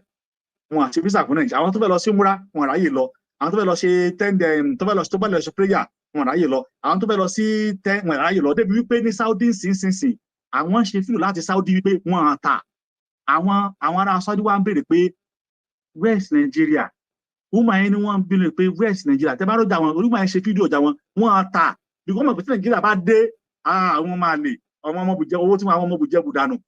Dọ́là ni wọ́n bẹ̀rẹ̀. So now then the same thing ní America náà ẹ wo àwọn fídíò tó ṣẹlẹ̀ ní airport ẹ wo bó ṣe ń dìgbì sàn one airport kí ló gbé ìkan gbé woman kan gbé ó gbé ẹ̀gúsí wọ́n dẹ̀ gbá kalẹ̀ ní airport àwọn gẹ́gẹ́ wọn ọlọ́pàá sọ pé ó ní I know ó ní this is ẹ̀gúsí ó ní I eat it you are okay why do you take it from me ó ní we have to take it I'm sorry ó dẹ̀ mọ̀ pé lóòótọ́ ẹ̀gúsí ni ó dẹ̀ gbá kalẹ̀ lọ́wọ́ ẹ̀ ìyẹn tó wà padà wá pé please I bought this with amount of the money. Why do you want to collect it? Only that is only we are trying to protect the US agriculture kìnìkan. Ó dẹ̀ gbẹ ẹ̀gúsí yẹn kalẹ̀ lọ́wọ́ ẹni yẹn. Wọ́n gbẹ ẹ̀gúsí lọ́wọ́ ẹ̀. Wọ́n gba iṣu lọ́wọ́ ẹ̀ o. Máyì ló wá jáde pé ẹ lè gba iṣu eléyìí o. Iṣu méjì wèrè fẹ́ lọ jẹ súnlé. Wèrè ọmọ yìí fẹ́ lọ ọmọ wáyé ti fẹ́ lọ jẹ sú. Wọ́n yẹn bá jáde pé no, you cannot collect this yam. This is too big yam that I take. Nobody know we have to take it to a scan and see. Okay, please go to scan. I wanted to see. Scan it. Woman yẹn sá yarí, ó yarí kanlẹ̀. Fídíò ẹ̀ wá go viral gan. Ni wọ́n tó gbé iṣu yẹn fún o lóṣòyàn dẹ̀ ẹ̀gúsí o. Ẹ lọ wo bí wọ́n bá oúnjẹ tẹ́yìn wọ́n ṣe ń lùsì oúnjẹ. Àwa táyé pé àwa la dáa jù láyé ṣùgbọ́n torí pé orúkọ tí wọ́n ti tàgì mọ́ wa gẹ́gẹ́ bí ọmọ àlè yẹn British tó sọ wá lórúkọ tó yọ lórúkọ látara river Niger ẹ̀rí látara omi. Àwa bẹ̀rẹ̀ sí ní ó dà ní oyá àwa sì bẹ̀rẹ̀ sí ní fà ọ̀rọ̀ wa náà pé omi ni tó bá lọ wájú àtún lẹ́yìn tá bá lọ báyìí àtún padà báyìí àtún àwa ń yí omi o àwọn ọmọ mi ni àwa ń yí báyìí làwa ń yí àwọn kan dẹ̀ jókòó wá ní pé àwọn kan adélé ti dé o àwèrè orí yín ọ̀dà nǹkan mú yín nǹkan jọ mú yín papọ̀ so látara ìdí èyí kò sí bá a ṣe fẹ́ ṣe àyàfi tí gbogbo bá ní the same one voice á ti mọ̀ pé Yorùbá ń sìn àwa la fẹ́ sọ wa lórúkọ Yorùbá àwa la fẹ́ jẹ́ Yorùbá ẹ̀yin kankan ló fẹ́ sọ wá ní Yorùbá kì í ṣe Fúlàní ló fẹ́ sọ wá ní Yorùbá kì í ṣe Haúsá àwọn alájọjọ kò kókè àwọn ṣé ká máa jẹ́ Yorùbá nation àwọn kan ní ara rẹ̀ kọ́ àní ṣé ká máa jẹ́ Oòduà àwọn kan níbẹ̀ àwọn àjọ jókòó àjọ orúkọ tó bá sùn tiwa láti jẹ́ sọmọlúàbí ni ṣé kinní kan ni àmọ́ pàwọn là ń jẹ́ bẹ́ẹ̀ ẹ̀yin ẹ̀ wò tẹ́ bá sọ pé I'm not in Nigeria ẹ̀ rí i pé kárátà yín yàtọ̀ ìwà yín yàtọ̀ ẹ̀ níwà bí ọmọ náà ibùdó tẹ́ bá níbi tẹ́ bá wà ìwà Nàìjíríà ò sí lára yín wọ́n mọ̀ pé are you sure you are in Nigeria? No, I'm not sure this one is in Nigeria. Where are you from? Mani, I'm from Yoruba nation. Which Yoruba mani under Nigeria? Oh, that is why your character is different. Because the people shop in Nigeria ni láti bẹ̀rẹ̀. Ṣùgbọ́n passport mi ló máa sọ pé ọmọ Nigeria ni mí. So tó bá lè ká dẹ̀ gbúwà Nigeria yẹn wọ̀. So láti jọ pé kò sí bá a ṣe fẹ́ ṣe gbogbo tí Tinubu ń ṣe ń sìn temporary ni it can never last more than 8 years. No matter how effort the man put together, it can never last more than 8 years. That is a maximum of 8 years. But what will last forever is to have our own nation with our own identity as a Yoruba citizen. That is what we are calling every one of us for. tí wọ́n ní àfi restructure kí lẹ́ restructure lórí fake kí la fẹ́ restructure náà kò sí ẹ pé wọn àtúrò àwọn Fúlàní yóò nígbà wọ́n dẹ̀ pọ̀ jù lọ ní house báwo lẹ ṣe fẹ́ gbé àwọn olùfẹ́ raise motion now there is another bill now sí tí wọ́n ní pé kí wọ́n amend the constitution. What are you amend? You are amending lies. The constitution that is full of lies and then you are still amending it. That constitution shade is not under section 35 subsection 5 said the government àwọn governor tí wọ́n bá ṣe nǹkan fún yín ni tí wọ́n bá ṣe wọ́n wà back under constitution subsection 5 tí wọ́n bá fẹ́ ṣe tí wọ́n bá ṣe ti sílùú wọ́n wà back pẹ̀lú constitution. What this constitution sọ wípé when there is a crisis between the state, when something happens in the state, the federal government have power to supersede, and then when there is a crisis between the state and federal, the federal will supersede the state. Tí state federal ló bá jẹ̀bi ńkọ́. Olóṣèlú gbogbo àti state bá gbé federal lọ sílé ẹjọ́ wọn kì í sábà win wọn. Ìgbọ́ wọ́n ti perfect ẹ̀ síbẹ̀. So ká má fọ̀rọ̀ gùn ẹ̀yin èèyàn wa ẹ̀yin bá mi ẹ̀yin mọ́ mi tí mo ń sọ Yorùbá tẹ̀lé ń gbọ́ Yorùbá èdè mi èdè Ìgbò tá à ń sọ yìí náà èdè ẹ̀kú ni. Lord Macaulay said it 1935 only I have travelled across the length and breadth of Africa. I have never seen anyone who is a beggar or thief of such wealth that I saw in that nation. Ó wá ń sọ fún British Parliament pé I don't think that we will be able to conquer this nation only unless we change our old and ancient educational system. Lónìí, don't speak vernacular. Èdè tí Yorùbá ti rò pé vernacular ọmọ àlè.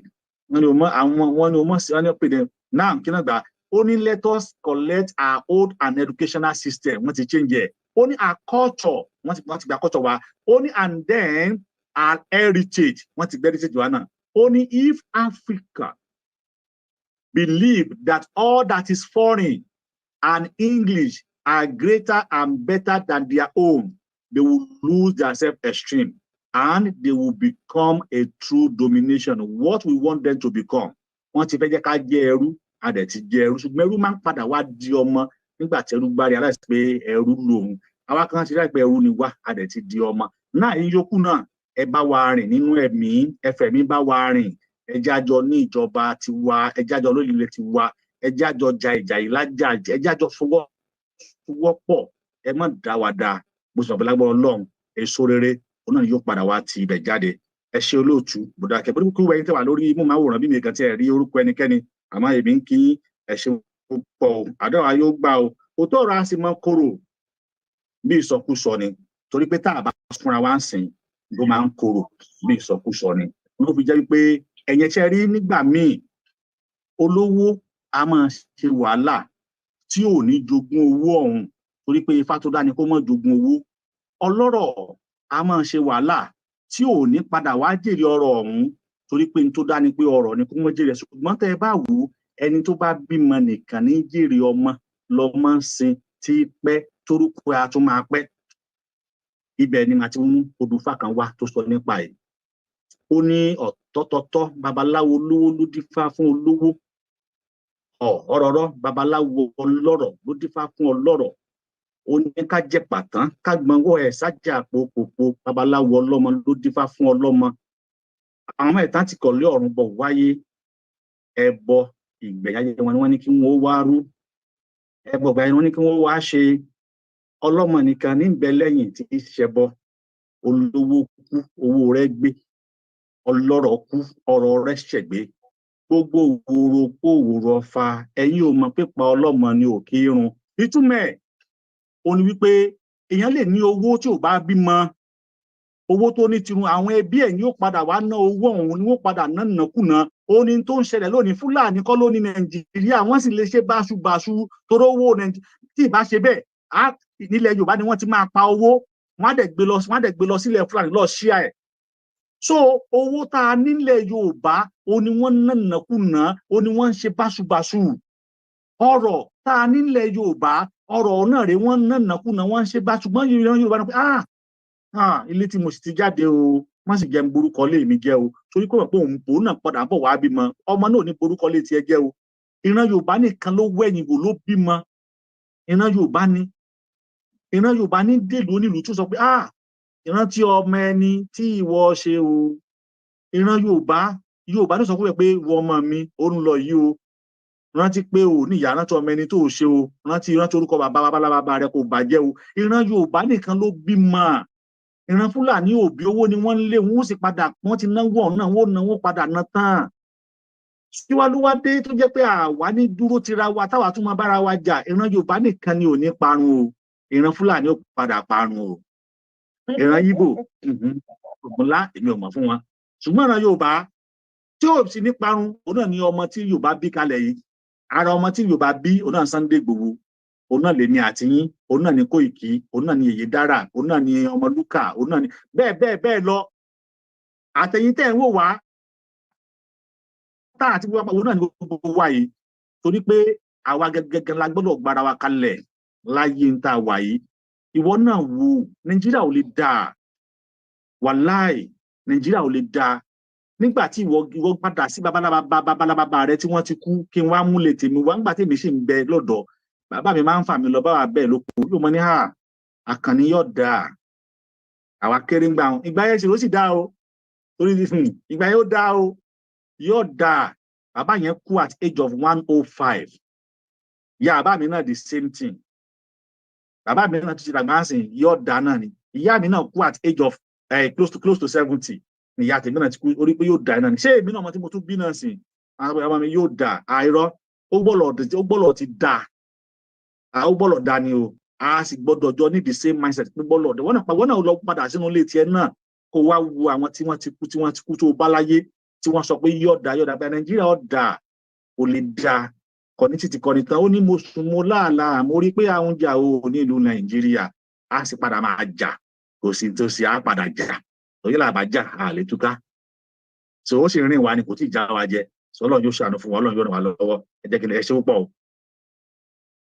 ẹ ṣe gan ni Mr. Ọmọborí owó ẹ ṣe gan ni ó gbọ́ àtọ́ yìí o. ìwòrìwò fún. a máa jú wa ṣe lágbára lọ́wọ́ Ọlọ́run mo kí yín fún ìmọ̀ tí ẹ mọ̀ náà ó máa lọ síwájú ni nínú ti ọ̀rọ̀ Ifádé yìí náà because nǹkan tó yẹ kí gbogbo ọmọ Yorùbá ká mọ̀ ni ó lè jẹ́ Christian ó lè jẹ́ Muslim bọ́ nǹkan tán kọ́ wa wípé ẹ má súnmọ́ bẹ́ẹ̀ àwọn ẹlẹ́bọ ni àwọn this àwọn that ni ó dàbí pé kẹ́ni tó mùsùlùmí tó lọ mọ kí ló ń kọ sínú Bible Christian náà fẹ́ mọ̀ wípé òkè kí ló ń kọ sínú Quran bóyá jẹ́ pẹ̀lú ọ̀rọ̀ nǹkan tó wà nílẹ̀ yìí náà nìyẹn bọ̀ ó ṣe ní láàánú bọ̀ á dúpẹ́ lọ́dọ̀ Ọlọ́run wípé ara ẹ̀ náà ni àti ẹ̀dúpẹ́ náà wípé wọ́n lọ sí àjẹ́ ọ̀ lọ sí àjẹ́ àdúrà wa náà ni pé káà náà máa ṣe prayer nínú orílẹ̀ wa ẹ wo àwọn Brazil ojoojúmọ́ ló máa ń ṣe oríṣiríṣi ọdún ló máa ń ṣe ní Brazil àwọn ọ̀sẹ̀ náà fẹ́ kówó wọn wọ́n fẹ́ kó lọ sí bí Jerusalem wọ́n fẹ́ kó lọ síbi kankan ó mọ̀ pé láìpẹ́ láì jìnnà náà tiwa náà máa rí bẹ́ẹ̀ lágbára lọ́wọ́ Ọlọ́run ọ̀gá mi Ọláyọmí Kóìkì ṣe wà ń bẹ̀ ẹ bá wà ń bẹ̀ ẹ bá gbóhùn sókè kí lẹ mọ̀ lórí ọ̀rọ̀ àwọn ọmọ tán náà ti fi sílẹ̀ ibo ló wà ṣọ́ ti handle wọn sọ́wọ́ àwọn parent wọn torí according to nǹkan tí àwa ń sọ̀rọ̀ lé lórí ni wípé báwo lẹ máa sọ wípé ẹ fi àwọn ọmọ sílẹ̀ tó máa jẹ́ wípé ọwọ́ ìjọba ló yìí wà kó má lọ jẹ́ pé fídíò fake náà fi wọn àwa ènìyàn wípé ká kàn relax Ọláyọmí Kóìkì. mo kí gbogbo wa lẹ́ẹ̀kan sí pé ẹ kálẹ́ ní gbogbo ibi tí ẹ ti ń wò wá tí ẹ ti ń gbọ́ wa mo kíra pé a kú ọ̀sẹ̀ tuntun tí a máa ń mú àlùbáríkà ètò fún gbogbo ọmọ Yorùbá mo kí chairman wa Dr. Zabby mo kí yín pé ẹ ṣe gan kú bí ẹ ṣe ń bá wa tó mo kí gbogbo àwọn tí a jọ wà ní ilé mo wá kí gbogbo àwọn tó ń wò wá káàkiri gbogbo ibi tí ẹ ti ń gbọ́ wa pé ṣé dáadáa ni àtúbà yín lè ní bí a ti ṣe ń sọ ní gbogbo ìgbà ìrìn àjò tá a gbé dání ìrìn àjò àlàáfíà, ìrìn àjò tí ó fẹ́ yọ wá kúrò nínú oko ẹrú àti wàhálà tí àwọn amúnisìn tọ́kọ gbogbo wa sí. Níbo ni ká ti kọ́kọ́ bẹ̀rẹ̀? Ìbéèrè tí à ń béèrè àti tí ẹ̀ ń béèrè ni pé gẹ́gẹ́ bí àkọlé tí à ń fi ń ṣe ìdánilẹ́kọ̀ọ́ ti tèmi, torí pé ìdánilẹ́kọ̀ọ́ là ń ṣe fáwọn èèyàn wa, torí ọ̀pọ̀lọpọ̀ wọ́n mọ tá à ń sọ bọ̀ fún ìdí kan àbí ìdí kejì wọ́n sì nídìí pé ká máa ṣe ìdánilẹ́kọ̀ọ́ nígbà tó jẹ́ pé tí wọ́n fi tó wa létí nígbà tí à ń pera wa ní Nàìjíríà a ti wá mọ̀ nísìn pé kò rí bẹ́ẹ̀ mọ́. Ọ̀pọ̀lọpọ̀ tí ó bá ń fọ́lò in tó ń lọ nílé àti gbogbo ohun tó ti ń bọ̀ láti bí ijọ́ mẹ́ta sísìn, ẹ rí i pé wọ́n ní Nàìjíríà irọ́ òun gangan ní ìpínlẹ̀. Irọ́ yẹn dẹ̀ ti wá di gẹ̀gẹ́ sí gbogbo in tó ń pè ní Nàìjíríà. Tí Nàìjíríà bá sọ fún pé àwọn olóṣèlú tó bá ní ilẹ̀ mọ́ láàárọ̀ yìí tí a bá tètè wò ta, a rí i pé ilẹ̀ yẹn kọ́ ó ti di ilẹ̀ ti ṣú. In tí mo wá fẹ́ mú jáde látara tí à ń bá lọ lénìí, ṣé àwọn Fúlàní ǹjẹ́wẹ́ látìgbà tí olórí Nàìjíríà tí a mọ̀ sí President Bọ́lá Tinubu ti wọlé, ẹ jẹ́ ká kọ́kọ́ lo statistics gẹ́gẹ́ bí ti Vanguard, torí a máa reference Vanguard, ìyẹn Vanguard ti ọ̀sẹ̀ tó kọjá, ìyẹn tíjọ́ Saturday, tí a máa sọ pé Saturday on the 23rd if I'm right. Wọ́n jẹ́ kó yé wa pé 6,000 plus kò tí wọ 7,000 ní àwọn tí ó ti kú nígbà tí President Tinubu ti débẹ̀. Kò ń ṣe àwọn tó kú ní hospital, kò ń ṣe mọ́tò accident o, kò ń ṣe pé mo rìn mo fẹ̀gbẹ́ ṣubú.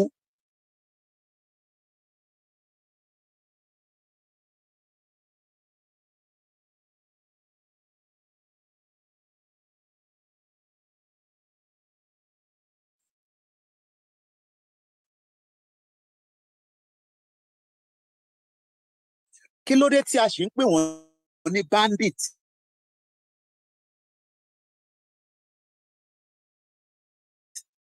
Torí terrorist màá dẹ̀ sáré fún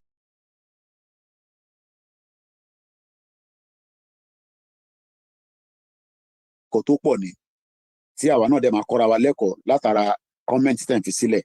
So tá a bá sọ pé bandit, n tá à ń pè ní bandit ní àwọn jagunjalè, àwọn outlaw, àwọn bíi gang. Kódà lénìí ẹni tó bá wà lórí X tá à ń pè ní former Twitter, a rí i pé lórí train kan ní London lénìí arákùnrin kan mú ọ̀bẹ tó fi ń stab èèyàn lórí train, moving train. Èní ni mò ń sọ o.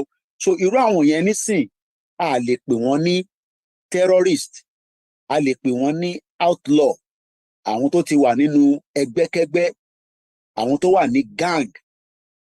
Now ìbéèrè tí mo wá fẹ́ bi gọ́fmẹ̀ntì èní tó ṣẹ̀ fi wá yí òun padà, òun ni pé kí ló dé tí a wá ń pe àwọn tí wọ́n pààyàn tó ń jíyàn gbé, because tá a bá sọ pé terrorist, meaning terrorist yẹn, definition terrorist yẹn ni ẹni tí ó ń fi tipátipá àti intimidation fún àwọn aráàlú. Ẹ jẹ́ kí n tún bẹ̀rẹ̀ kà dáadáa. Terrorist is a person who uses unlawful violence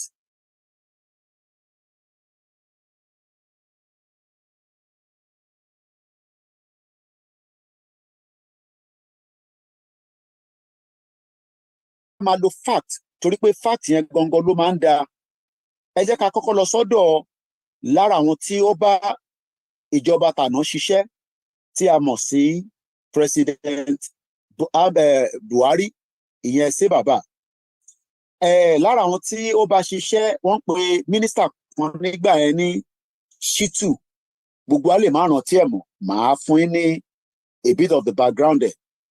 Átíkù kan tí mo rí nísìn ó bà mí lẹ́rù. Shitu ó ń jẹ́ kó yé wa nínú Vanguard ti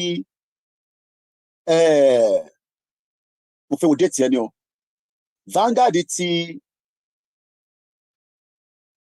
déètì ló wà lórí eléyìí, Vanguard tèmi èní ní 27 fáǹfààní ẹ̀yìn tẹ́ bá fẹ́ reference ẹ̀, headline yẹn sọ pé negotiate with bandits, give them promising future, Shitu tells the federal government. Ta là ń pè ní Shitu? This was a former minister of communication tí a mọ̀ sí Adébáyọ̀ Shitu.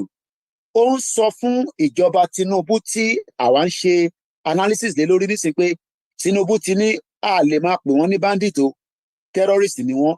Òun tún wá ń sọ fún Tinubu pé ẹ má yẹ ká ṣe bẹ́ẹ̀, ẹ jẹ́ ká fà wọ́n mọ́ra bí Gúnmi náà ṣe ń sọ bẹ́ẹ̀. Ṣé mọ̀ pé nígbà táwọn ní Gúnmi, ṣé mọ̀ pé àwọn Fúlàní nìyẹn. Now ṣé a fẹ́ ní Fúlàní náà ní Adébáyọ̀ Shitu? Torí ọ̀rọ̀ yẹn ò yé mi, tí ó dàdé mọ̀ pé constituency Ọ̀yọ́ state ló ti jáde. Ó wá ń rọ federal government pé ká negotiate láti deal pẹ̀lú àwọn banditry.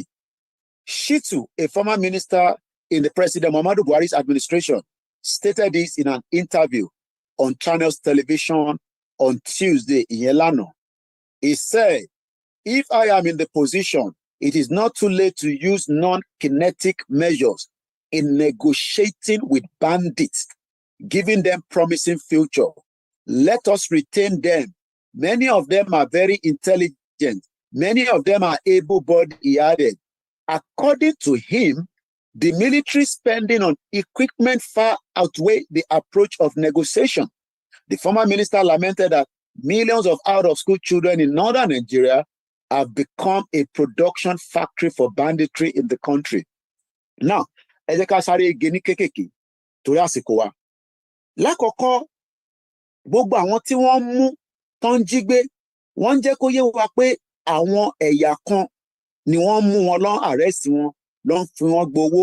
Kódà wọ́n ti wà lórí TikTok nísìn tí wọ́n ní followers, tí wọ́n fi owó tí wọ́n gbà lọ́wọ́ àwọn èèyàn wa, tí wọ́n ń brandi àwọn nǹkan èròjà tó ń mú tó fi ń ṣe jàǹbá yẹn.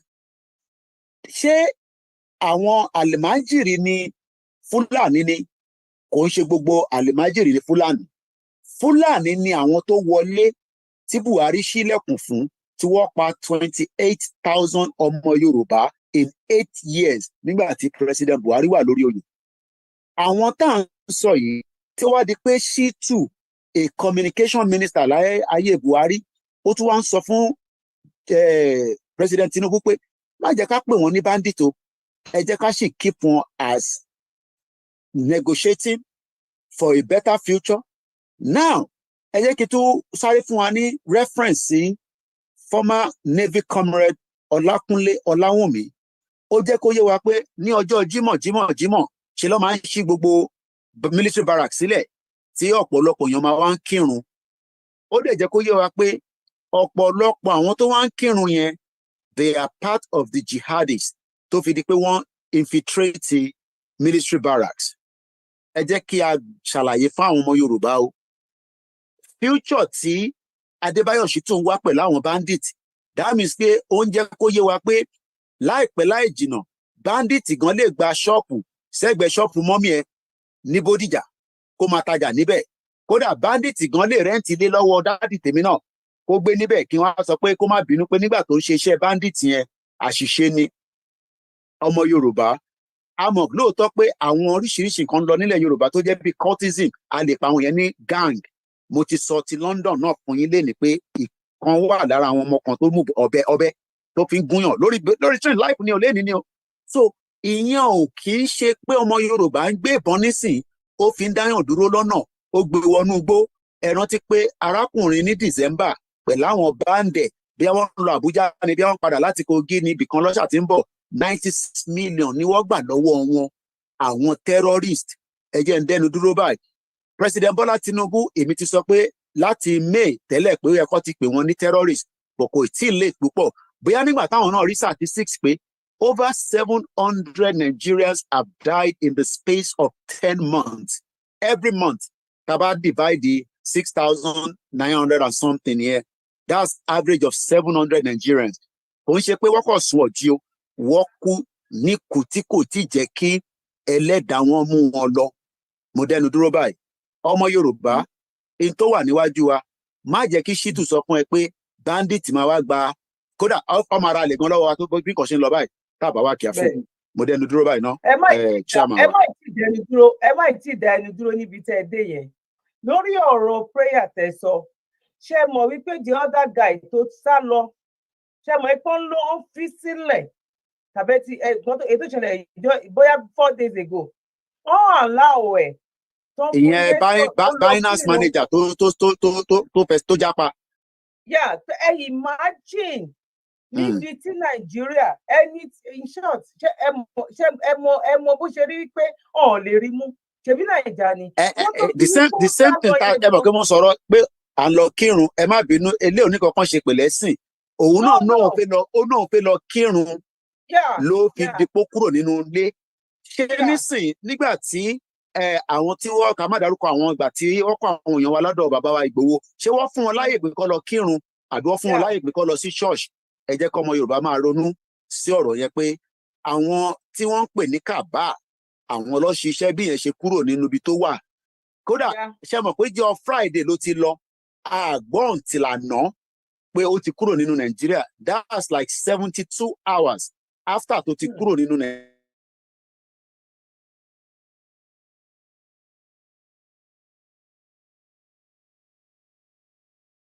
Nàìjíríà. Alẹ́ yín rò wípé gbogbo nǹkan tó yẹ oyin tàbí ṣé mo parí. Dọ́tọ̀ ẹ má dára yín láàmú bẹ́ẹ̀ náà nígbà tí èèyàn jalè ẹ mú sí kọ́sọ́ọ̀dì àwọn ọlọ́pàá ẹ fi sí guest room ṣé kò lè kírun nu guest room yẹn ni ẹ má tàn wá. A ní mo sọ pé ṣe rí Yorùbá ló bí ọmọ tó ṣe rí agbọ́n ẹ fèèyàn sí guest room ó wá lóun fẹ́ lọ kírun ṣé kò sí inú guest room yẹn yàrá yẹn kéré kò lè kírun bẹ́ẹ̀ wọ́n ti gbowó ẹ wo àwọn Fúlàní wọ́n mọ̀ pé n tó ṣe pé yàrá at least ó gbá ọmọ Nàìjíríà wọ́n á tún lọ gba brain lọ́wọ́ ẹ̀ ṣe rí tèmi ni pé àti tá àbára burúkú pé mo lè bẹ́ẹ̀tì everything sí Nàìjíríà ò lè dáa.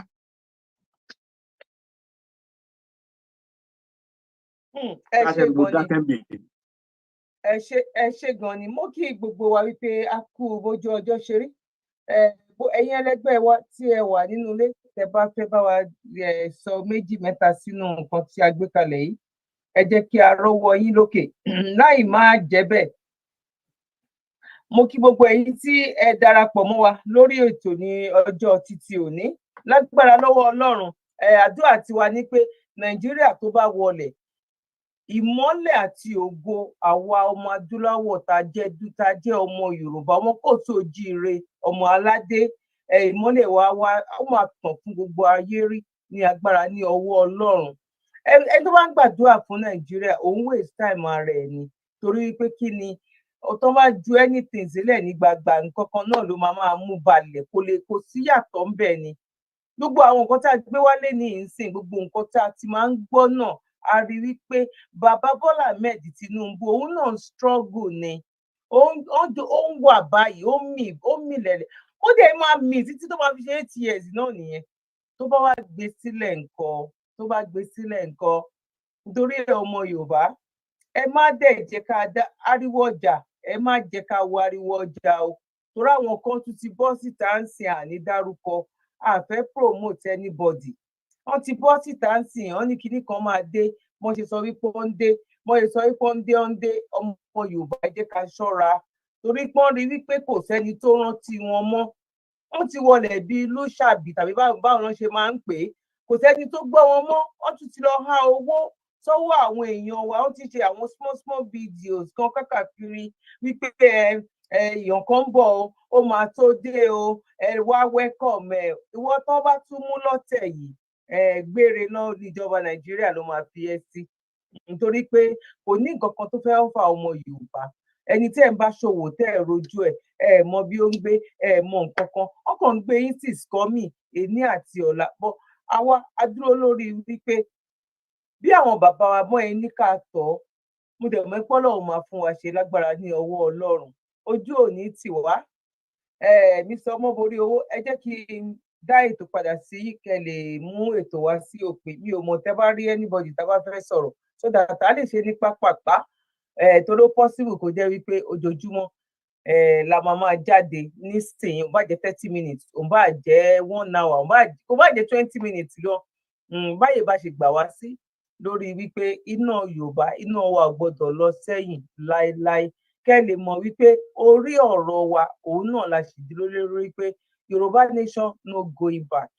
A máa gbìyànjú ni tó bá fẹ́ travel out, ìwọ wàá dìde nínú ilé ẹ̀, bí wọ́n bá tiẹ̀ lọ ṣe nǹkan kan, wàá lọ ṣe passport, wàá ní passport báyìí, wàá lọ tẹ̀ka láti gba passport. Ó ṣeṣẹ́ nìyẹn, ìwọ náà ṣe nǹkan kan bẹ̀. Òun náà ni gbogbo èyí táwa náà ń ṣe lọ́tún lósì yìí. Àwọn ẹlòmíì lè fojú kékeré máa wò, a máa lọ bí iṣẹ́, ẹni tó níyàwó, ẹni tó lọ́kọ, ẹni tó lọ́mọ, family, gbogbo ẹ̀ wà ń bẹ̀, but still yet náà la tún máa yọ ìgbà kékeré kan sílẹ̀. Mo dẹ̀ mọ̀ pé lágbára lọ́wọ́ Ọlọ́run kò ní sú wa, kò ní rẹ̀ wá. Mr. Ọmọborí owó ṣe wà ń bẹ̀, over to you.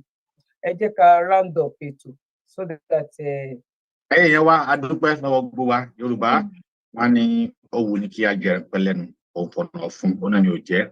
Mo dúpẹ́ lọ́wọ́ Zabby, Ọlọ́run á jẹ́ kí ẹ kó wa jẹ pẹ́ kẹ́ bí Koiki. Mo dúpẹ́ lọ́wọ́ Koiki náà contribution tiwọn. Mo dúpẹ́ lọ́wọ́ ẹ̀yin tí ẹ wà nílé pẹ̀lú wa náà tí àjọ ń ṣe ètò ìyàwó tí ẹ ní àǹfààní àti bá wa dá sí, torí pé nínú ilé àwa nìkan kọ́ ni à ń ṣe. Ẹ̀yin tẹ́ ń rí wa kì í ṣe àwa nìkan ni à ń ṣe ètò.